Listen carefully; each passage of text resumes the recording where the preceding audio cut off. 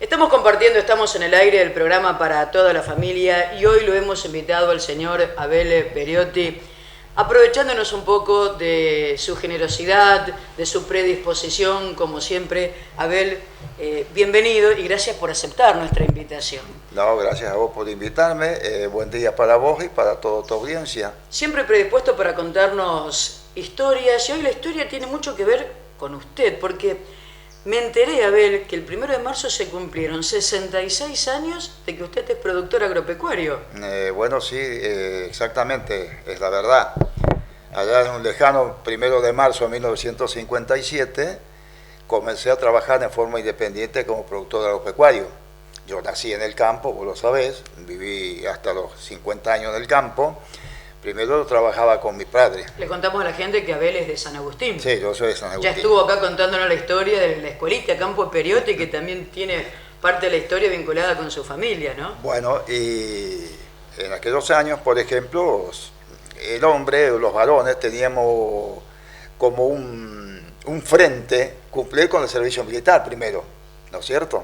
Así que yo hasta los 20 años estuve trabajando con mi papá. Cumplí el servicio militar en 1955 y en 1956 se cumplía la mayoría de edad. En aquel entonces era 22 años. Tenías que tener 22 años para poderte iniciar en alguna actividad, ya sea comercial, agropecuaria, lo que sea, pero la mayoría de edad. Y bueno, llega en el año 57, mi papá había comprado un pedazo más de campo, 50 hectáreas más, y me propone de que yo empiece también a hacer algo por mi cuenta. Y entonces el 1 de marzo me tuve que inscribir, por ejemplo, en la provincia de Santa Fe como productor agropecuario. En aquel entonces era la DGI, Dirección General Impositiva, no era la FIP como ahora. En fin, la inscripción general para empezar a trabajar. Y me cedió esa explotación de 50 hectáreas y ahí comencé por mi cuenta. Y desde entonces, bueno, llevo hasta ahora. Y el otro día, el 1 de marzo, me acordé y dije, bueno, llevo 66 años como productor agropecuario. Pero muchos antes, porque usted... No, siempre estuve en el campo. Le contamos a la gente que Abel está a meses nomás de cumplir 89 años, y lo curioso de todo esto es que sigue desarrollando sus actividades. Sí, ¿Usted sigue yendo al campo todos los días, Abel? No, todos los días ya no, voy menos porque ya no me dan la salud, la salud no. La columna y las piernas no me dan para tanto. Pero estuve anteayer estuve. Ayer tenía hacienda en la feria, no fui porque hacía un calor tremendo, ¿viste? Pero anteayer estuve allá. Y mañana estoy allá. Y así. Ya sé. Y en este momento ya hago un poquito lo que hacemos todos los viejos. Ya no podemos trabajar, pero sí podemos rezongar un poco. Y dar directivas que vienen de la experiencia, sí, ¿no? Por supuesto. Abel, estamos hablando de 66 años como productor agropecuario independiente. Sí. Casi 89 años, o sea que usted tiene 80 años en el lomo, como se dice. Claro, sí, como conocedor sí. de la actividad, ¿no? Claro. Y habrá pasado por mil momentos. Bueno, Miles creo de de momentos, que ¿no? en tantos años se atraviesan diferentes situaciones, ¿no es cierto? Desde aquel lejano 1940, con 6 años, 7 años, que mi papá me puso arriba un caballo y empecé de boyero, de ahí nunca más paré. Siempre seguí primero con él y después por mi cuenta. Entonces, en todos estos años sí, se han vivido un montón de diferentes climas diferentes, de sequía, de mucha lluvia y todo. Y situaciones económicas para el campo también distintas, algunas propicias, otras no tan propicias. Pero el balance general después de los 66 años no es malo en la producción agropecuaria, ¿viste? Se ha crecido mucho. En aquellos años, 1957... ¿Cómo fue evolucionando eso? A ver, bueno. O sea, hay muchísimo para decir, claro, ¿no? Pero sabiendo de su exactamente, capacidad de... Mirá, en resumen. aquellos años todas las familias vivían en el campo. Los propietarios, y cuando ya los propietarios a veces se retiraban, existía un trabajo que era el mediero tambero. Porque en aquellos años, por ejemplo, acá en esta zona, era primordial el tambo, la cría de hacienda y en tercer lugar la agricultura. Pero los dos principales eran el tambo, la hacienda y después recién la agricultura. Eso fue variando con el tiempo, ¿no es cierto? Fue variando en la medida en que se agregaron nuevos cultivos a la agricultura. porque en aquellos años, por ejemplo, era primordial el trigo, el maíz y el lino. Eso era lo que más se producía en esta región en agricultura. Los tambos eran tambos familiares. En aquel entonces todavía no estaba casi impuesta la vaca Holando, era la vaca colorada, la Sorton, le llamábamos Sorton lechera, pero era una vaca de 7, 8, 10 litros diarios. Los tambos estaban en 300, 400, un tambo bueno 500, 600, 700 litros. Ya ese era un tambo grande. Hoy un tambo grande son 5.000 litros, ¿no es cierto? Bueno, toda esa leche que se entregaba se industrializaba en las fábricas que había en el campo. Allá había dos, una cooperativa, la cooperativa lechera de San Agustín, y una fábrica de quesos un poquito más hacia el este, que le habían instalado dos hombres de acá de San Carlos, Otolina y Macia. Ahí se industrializaba toda la leche de esa zona. Cada fábrica trabajaba 7, 8, 9 mil litros de leche, tenía 6 o 7 empleados, generaba trabajo y los productores llevaban. Por la mañana vos veías el desfile de carros a llevar la leche. Esa era la vida que empezó en aquel entonces. Eso después fue cambiando, un poquito fueron mejorando las situaciones. Las fábricas siguieron muchos años, hasta que después se implementaron las grandes industrias, ¿viste? Empezaron a entrar los camiones, todo eso, y esas fábricas chicas fueron desapareciendo, lamentablemente, porque había 6, 7, 8 personas que trabajaban en ello también. Claro. Bueno, así se siguió hasta, puedo decirte, el año 70, en que comienza a producirse un proceso, una evolución en la agricultura, que es cuando ya empieza a llegar la tecnología. En aquellos años, por ejemplo, no había muchos tractores, había pocos tractores, ¿viste? Pero a partir del año 70 más o menos, cuando empiezan a instalarse las primeras fábricas en Argentina, comenzó el boom del tractor y de la mecanización agrícola, ¿viste? Y apareció después, por ejemplo, otro cultivo complementario que fue el sorgo, que no estaba, también se fue agregando a esas mejoras que había. Y después llega el proceso entonces de la tecnología, ya la tecnología de punta, que hoy está tremendamente mejorada, ¿no es cierto? Antes que era el tractor y se le enganchaba atrás claro, el arado, se araba todo, no se hablaba de siembra directa, se araba todo, se pasaba rastras, se refinaba el suelo y se sembraba. Antes el trabajo era todo eso. Situaciones climáticas complicadas, sí las había también. Tuvimos procesos de sequía que lo recuerdo muy bien en 1948. ¿Hubo algún momento así como este, Abel, que estamos atravesando ahora? No. ¿Esto es historia? No, histórico. 2 años de sequía nunca los viví. Eran sequías de 5 meses, 4 meses, 6 meses a lo sumo, pero no más de eso. 1948 una sequía muy dura, ¿viste? Muy dura en esta zona. Llovió en febrero, se pudo sembrar algo para los animales, no se pudo sembrar cosecha y volvió a llover recién en septiembre. Así que hubo que pasar un invierno sumamente difícil. En aquellos años las reservas que había de forraje eran parvas de alfalfa que se hacían. Eso se había terminado. ¿Sabés lo que le cortaban los productores para los animales comer? Hojas de paraíso. No me digas. Eso tuvimos que darle a los animales. Sacar animales a pastaje donde se pudo y salvar lo que se pudo. Se murió mucha hacienda. Para colmo, en aquellos años era bastante común el problema de la aftosa. La aftosa era terrible. Recién después apareció la vacuna de aftosa que nos dio alivio y que nos mejoró esa situación. Vamos a seguir un poquito más adelante. Hacia 1951 vuelve a repetirse un ciclo de sequía. Pero no afectó tanto la zona nuestra, más vale afectó la zona del sur de Santa Fe, provincia de Buenos Aires, La Pampa, la gran zona productora de trigo, 1951. Te puedo seguir narrando más o menos cómo era eso. La Argentina en aquellos años producía 10 millones de toneladas de trigo, te doy cifras redondas, 8 millones de toneladas de maíz, seguía el lino, la cebada, eran los cultivos tradicionales. En el año 51, de 10 millones normales de la producción de trigo, se cayó a 3 millones, por efecto de la sequía que afectó a la zona productora de trigo. De esos 3 millones de toneladas, hubo que entregarle 1 millón a Brasil porque estaba contraído un compromiso de venta. Hubo que cumplirlo porque Brasil no tenía trigo. Quedaron 2 millones para el consumo interno argentino y no alcanzó. Hubo que moler algo de mijo, bastante lo que había de mijo, para hacer pan. Y el mijo no produce harina, El mijo no hace harina. Ah, es de esa época que se habla que se comía el pan de mijo. Se comió el pan de mijo. Era incomible, imposible de comer. Incomible. Tampoco se pudo sembrar trigo. Muy poco trigo. Se cosechó. Yo recuerdo que al año siguiente, mi papá, en el año 52, para volver a empezar trigo, compró 10 bolsas de semilla de triguillo para volver a empezar a producir trigo. ¿Qué es el triguillo? Lo segundo de un trigo de mala calidad. Ajá. Vos tenés el trigo de primera calidad, después tenés una selección que sacás eso y te queda el grano finito, todo, que se llama triguillo. Esas fueron situaciones complicadas.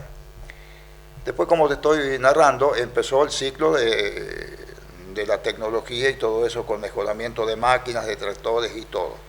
Bueno, y de ahí ya arrancamos hacia lo que podemos llamarlo como el incremento. Aparece la soja y se produce el incremento de la siembra y el cultivo de soja. Fue el boom en aquel momento. Me habló, perdón, Abel, sí. Me habló muchas veces del lino, un producto que ya no lo vemos. No, se ve por la zona de Entre Ríos, por ahí se ve algo de Campo Celeste. Sí, te puedo explicar. ¿Por qué se deja el lino? Bueno, el lino fundamentalmente se extraía aceite. Ese aceite tenía un uso industrial. Todas las pinturas se hacían en base a aceite de lino. Eso fue reemplazado por los aceites sintéticos del petróleo. Claro. Y se dejó de cultivar el lino. Es un mercado muy reducido. No sé quién estará. Mira, lo último que puedo decirte que creo que Rusia compró alguna partida de lino, pero muy poco. Y se dejó de sembrar. Lo interrumpí cuando me hablaba de la era de la soja, ¿no? Cuando empieza este Bueno, claro, ahí empieza después la era de la soja, ¿no es cierto? Y empieza a imponerse ese cultivo. La soja porque tiene, no facilidades de producción, porque también tiene sus complicaciones, pero tiene varias maneras de aprovecharla. Por ejemplo, vos viste que se puede extraer biocombustible. Bueno, eso por un lugar. Por el otro lado, sacás aceite, que tanto puede ser para consumo humano, y si no la usan mucho las fábricas de margarina, eso demandan todo ese aceite. Y después te queda el expeller de soja y la harina de soja que van en alimentos de animales. Entonces vos imaginate que países grandes como China, lo superaprovechan. Claro, ellos la superaprovechan, y ahí viene el incremento tan grande de la soja, ¿viste? Y empieza la despoblación del agro, porque al irse los campos a la agricultura, todos aquellos pequeños tambos familiares fueron desapareciendo. Y empezó, viste, lo que fuera el derrumbe de las casas, el abandono de los alambrados, de los molinos, todo eso. Las taperas, demoliciones. Las taperas que se murieron, todo eso. Y la gran despoblación rural que se produce después. ¿Se produjo ahí el desmonte, Abel? ¿O ya teníamos poca plantación de árboles? No, había mucha más plantación. Sí, había más plantación. Yo haber visto campos así todo. Claro, con paraíso, con todo eso. Que le daban mucha sombra, ¿no? Bueno, también uno de los motivos, por ejemplo, del avance de la siembra de la soja fue eso. Muchos sembradores de soja sacaron todos los alambrados y todos los paraísos, todo completo. Para aprovechar más. Claro, para aprovechar el terreno, ¿viste? Cosa que yo no comparto. Como viejo productor tengo algunas ideas contrarias a eso, aunque nosotros también producimos soja, pero seguimos produciendo, por ejemplo, ganadería, ya no tambo hace muchos años que yo lo dejé, pero hacemos ganadería y hacemos agricultura. Hoy ve los animales muertos de calor, ¿no? Hay todos amontonados cuando hay la sombra de un solo arbolito. Tratamos en todo lo posible de tener sombra. Ahora hay una planta. Sí son muy responsables que te arman con media sombra. Claro, sí, se hacen plantaciones para la sombra. Que lo dejan a la deriva, no, hay algunos que los dejan como se arreglen. Allá, mira, hay una planta que es el tala, que es característico de nuestra zona, es una planta típica, y se reproduce muy fácilmente, porque los árboles, los pájaros, comen la semillita, la defecan sobre los postes y nace el tala. Así que muchas de esas plantas nosotros las vamos levantando, las podamos y las dejamos. Es una planta natural, es invasiva, ¿viste? Es bastante invasiva, pero para sombra es buena. Es como esa que encontramos ahí en la zona de Cañada. Claro, esa sí, hay plantas, sí. Claro, pero mira qué responsabilidad, ¿no? Ustedes le van dando la forma. Por supuesto, para que se produzca sombra. Y haga la copa arriba que pueda dar sombra. Y después, bueno, en cuanto a las otras alternativas, la parte comercial de los campos, como yo te dije, ha habido etapas propicias y ha habido etapas que no fueron tan propicias. Yo recién te comentaba, por ejemplo, que el productor no es formador de precio. El productor siembra, ordeña, cría el animal, lo pone en un mercado y en el mercado dice su mercadería, sea cosecha, sea animales o sea leche, vale tanto. Vos no podés ir y decir, no, yo quiero tanto, porque te dicen, no, yo puedo pagarle esto. Claro, Abel está comentando algo que yo le preguntaba detrás de cámara, antes de hacer esta nota, ¿en qué momento se los tilda de gringos llorones o el campo siempre llora? Y Abel me estaba planteando esto, ¿no? Que no es que el campo llora. Eso es lamentablemente, es tanta gente. Es una frase que se armó y que se impuso. Bueno, lo lamentable de todo esto. Hábleme de eso, Abel. Es que lo lamentable de todo esto es que hoy, con toda la televisión, los medios de comunicación que hay, habla gente que no sabe ni lo que es plantar una planta de lechuga. Y entonces emite esas opiniones. Es lamentable, pero hay que decirlo, es cierto. Nosotros no somos llorones, nosotros estamos en el momento que tenemos malos precios, porque a veces los precios internacionales son malos. Y a veces tenemos, por ejemplo, exceso de oferta acá en lo que tenemos en leche o en carne y bajan los valores. Y después por ahí se cae la producción y aumentan los valores, pero para nosotros es lo mismo, porque si no tenemos producción, ¿qué hacemos con que nos aumenten los valores? Es siempre igual. Aparte estamos hablando, por ejemplo, de un riesgo terrible que pone el hombre de campo en juego. Una siembra. ¿Cuánto cuesta una siembra? La semilla está dolarizada. Claro, todo en este está dolarizado. Claro, la fumigación, el trabajo. Todo, Marisa, todo. En este momento. Te toca una sequía como ahora. Bueno. ¿Cómo salís al frente? Y bueno, salís al frente con algún crédito que no hay tampoco en este momento. Está muy poco el crédito porque la situación del país no es buena. No es buena económica, todos lo sabemos, ¿no es cierto? Y no hay crédito para eso. Todos los insumos que nosotros compramos en este momento, semilla, agroquímicos, todo eso está todo dolarizado. Vos pedís la factura viene hecha en dólares y de ahí se traduce al cambio que fija el Banco Nación. Pero todo eso. Ahora, vos entregás la soja y tu soja no tiene valor en dólares. O el trigo no tiene valor en dólares, tiene valor en pesos. De manera que nosotros vendemos en pesos y compramos en dólares. Ahí hay un desfasaje muy grande. Yo no te puedo decir exacto en este momento sembrar una hectárea de soja lo que cuesta, pero te puedo decir nada más que la semilla, por ejemplo, debe estar en 30 a 40 dólares la bolsa de 40 kilos. Así que eso es caro. Después lleva todo el tema de siembra, ponerle el fertilizante y todas las fumigaciones que lleva, porque tenés que cuidar mucho la limpieza y el ataque de los insectos. Todo tiene un costo muy grande. Mirá, ahora en este momento esto se presenta de esta manera. Gente que sembró, caso nuestro también, soja de primera, la perdimos toda. Se secó, faltó agua, faltó todo. ¿Hay calidades de semillas? ¿Usted quiere sembrar en su campo?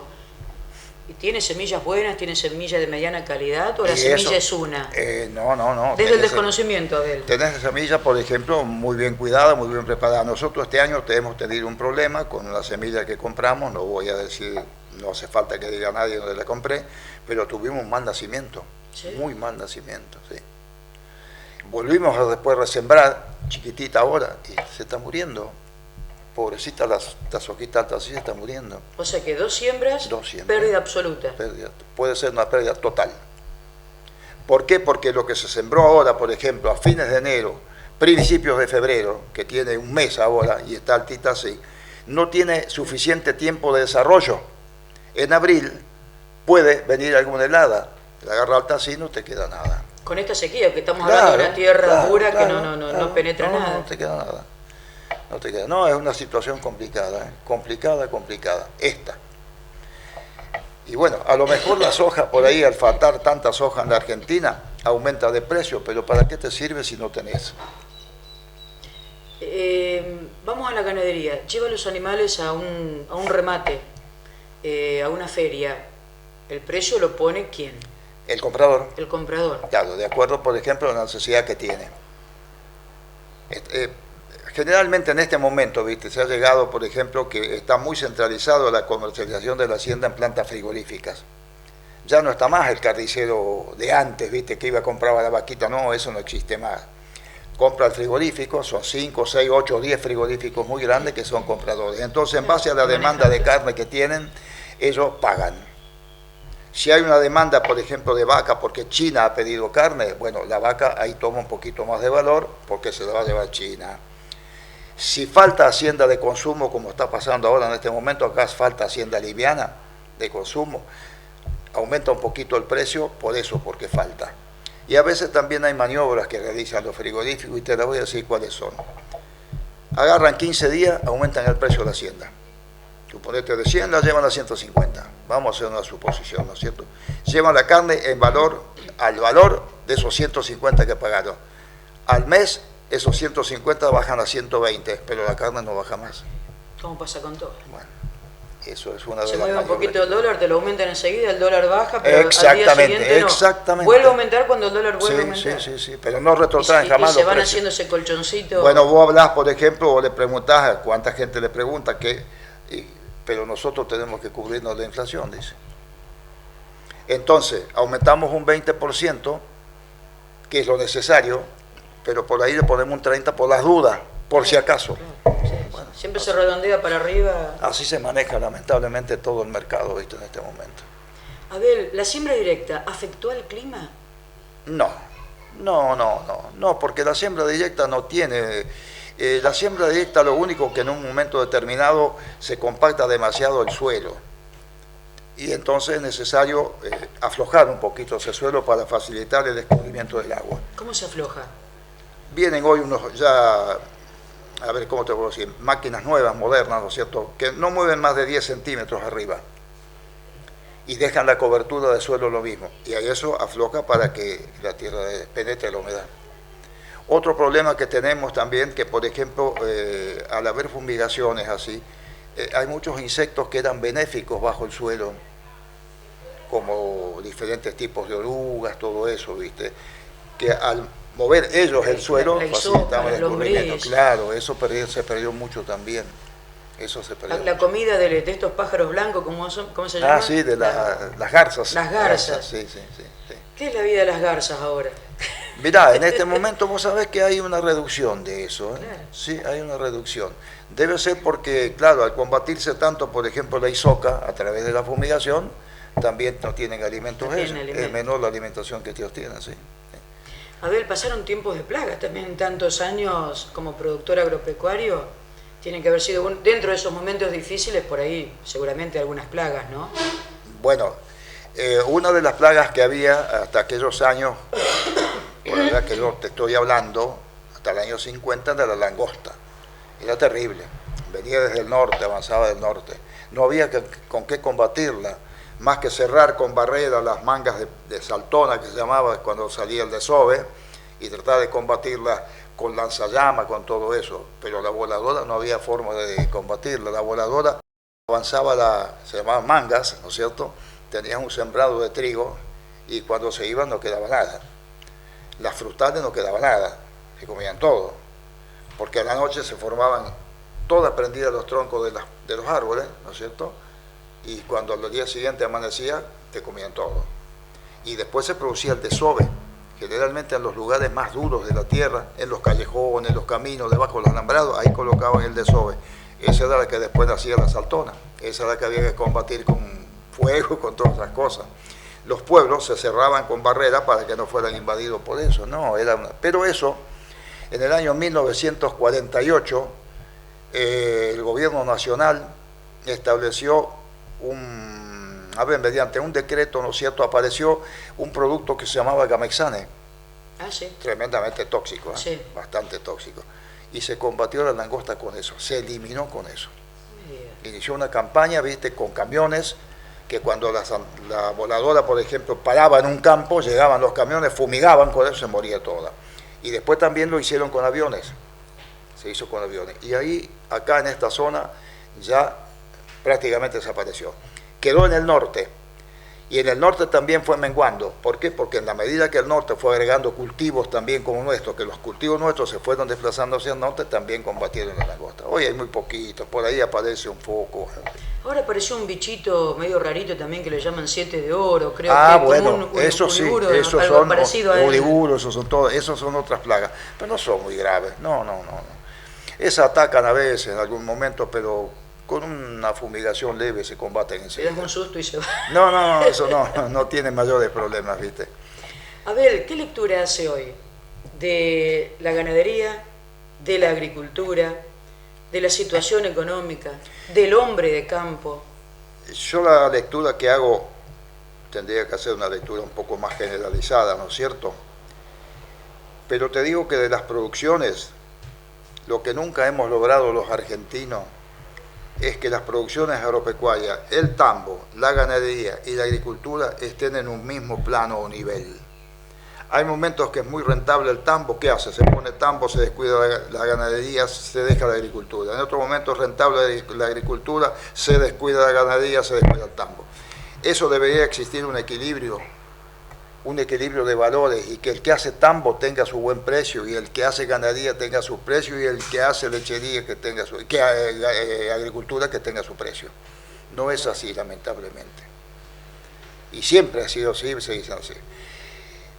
Con diferentes gobiernos hemos tenido momentos propicios, digamos, ¿por qué? Porque hubo gobiernos que se preocuparon por incrementar la producción. Yo recuerdo, por ejemplo, un gobierno que fue desarrollista, pero que después no lo dejaron, el gobierno del doctor Frondizi, un hombre que tenía muy buenas ideas, pero no lo dejaron.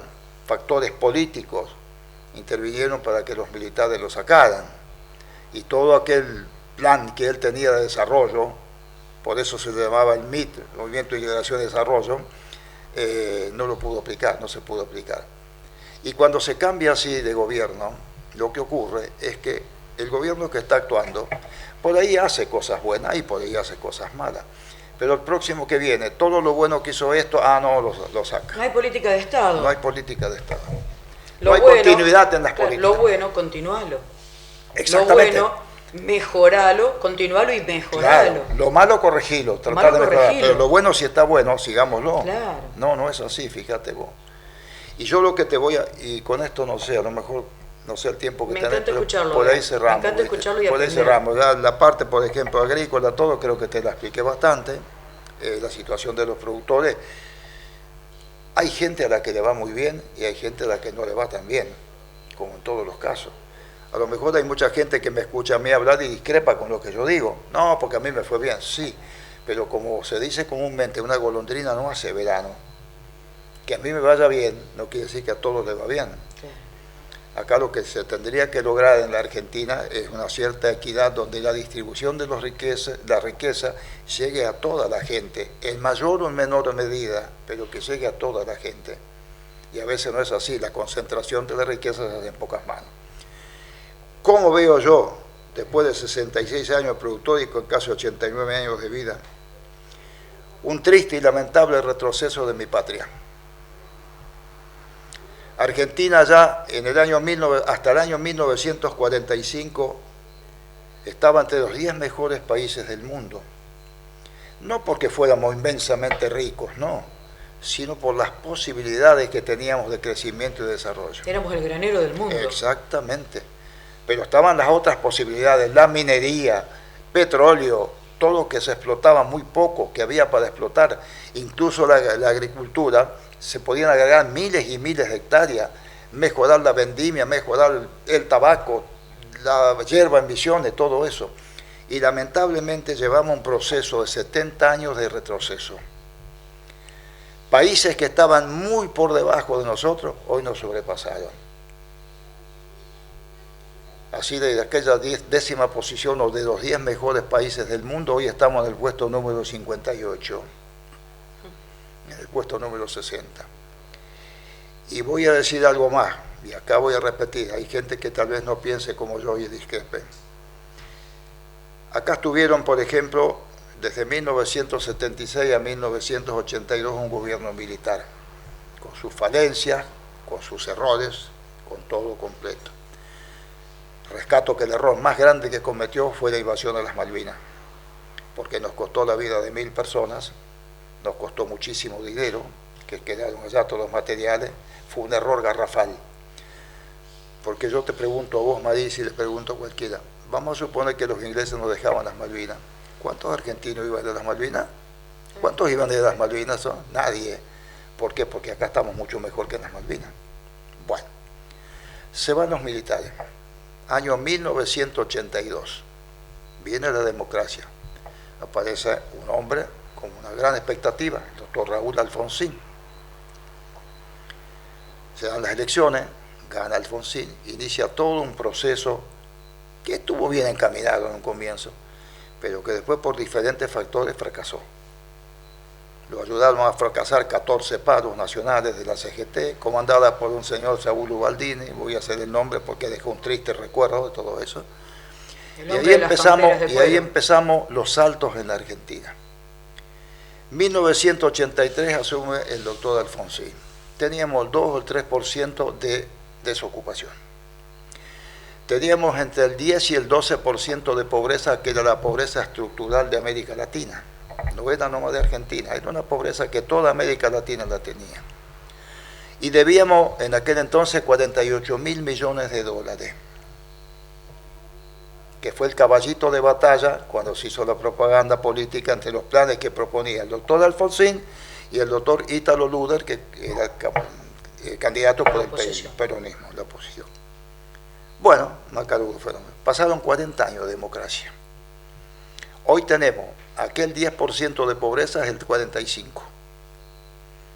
Aquellos 48.000 millones se multiplicaron por 5, debemos 250.000.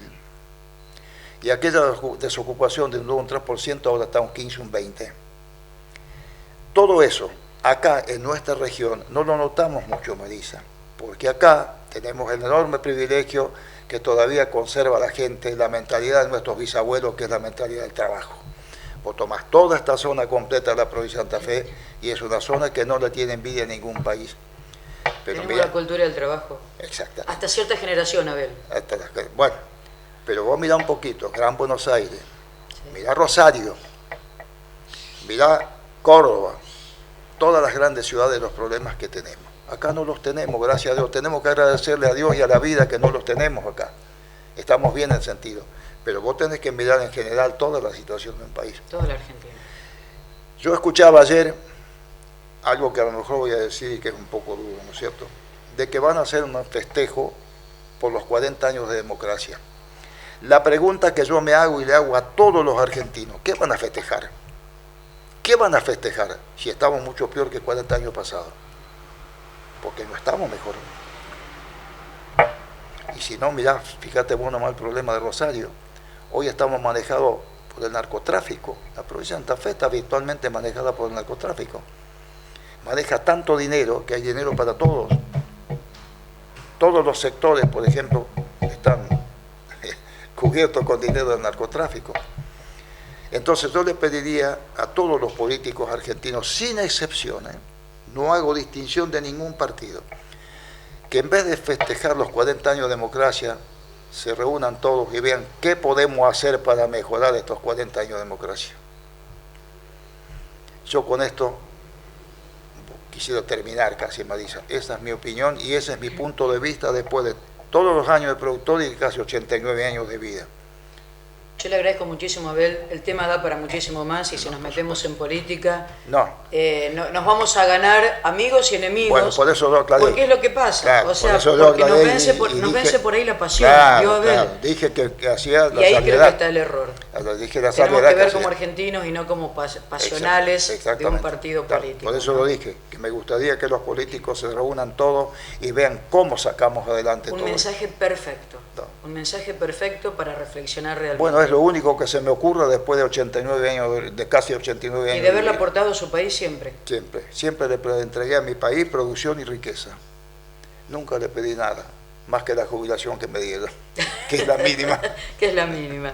Pero bueno, Marisa. Abel, me encantó charlar, me encantó conocer, me encanta escucharlo y por sobre todo me encanta, y Dios lo bendiga siempre con esa memoria prodigiosa que tiene. Bueno, yo vuelvo a reiterar. Antes hicimos una previa y Abel me decía, acá en este lugar donde vamos a hacer esta nota, yo estuve el 3 de enero de 1953 en un casamiento y me contó la historia de ese casamiento y con sus casi 89 años que recuerde lo que pasó el 3 de enero de 1953, realmente Abel es como para... Sí, no, pero bueno, gracias, para respetar ese gracias a Dios me ha regalado la vida y Dios... No sé, mis padres, una buena memoria. Y hasta el momento la conservo. Y nosotros lo vamos a aprovechar. Así que lo vamos a invitar en otras oportunidades para seguir charlando y seguir conociendo. Mira, estoy dejando un poquito de lado todo eso porque ya no tengo tantas ganas, ¿viste? De hablar de muchas cosas, porque a veces uno se vuelve un poco repetitivo de las cosas, ¿viste? Pero hay un viejo refrán que dice que los pueblos que olvidan su pasado no tienen futuro. Y encierra una gran verdad. Tal cual, tal cual. Marisa, gracias por todo. Gracias, Abel, y hasta cualquier momento. Bueno, hasta cualquier momento. Nosotros continuamos compartiendo, estamos en el aire.